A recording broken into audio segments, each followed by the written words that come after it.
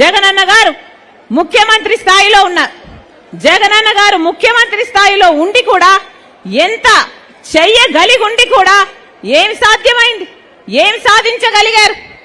జగనన్న గారిని వాళ్ళ అభిమానులు పొగుడుతున్నారు కదా, పులి సింహము అని పొగుడుతారే, మరి ఏమైంది? మరి ఏమైంది? ఎవరికి పులి, ఎవరికి సింహం? సాక్షి పేపర్ కి పులా, సోషల్ మీడియాకి సింహమా? ఏం ఉద్ధరించారు? ఏది?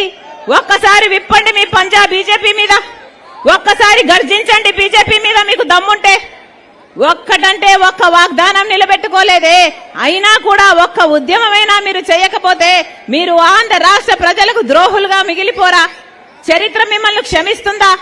అసెంబ్లీలో నిలబడి ఈ మాటలు మాట్లాడుతున్నారే, ఏం చేతనైంది మీకు?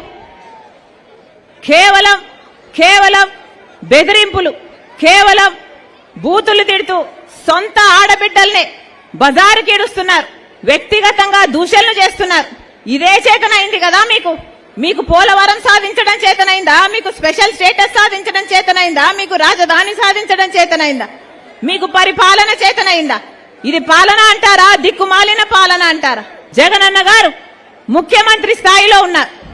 జగనన్న గారు ముఖ్యమంత్రి స్థాయిలో ఉండి కూడా ఎంత చెయ్యగలిగుండి కూడా ఏమి సాధ్యమైంది, ఏమి సాధించగలిగారు? జగనన్న గారిని వాళ్ళ అభిమానులు పొగుడుతున్నారు కదా, పులి సింహము అని పొగుడుతారే, మరి ఏమైంది? మరి ఏమైంది?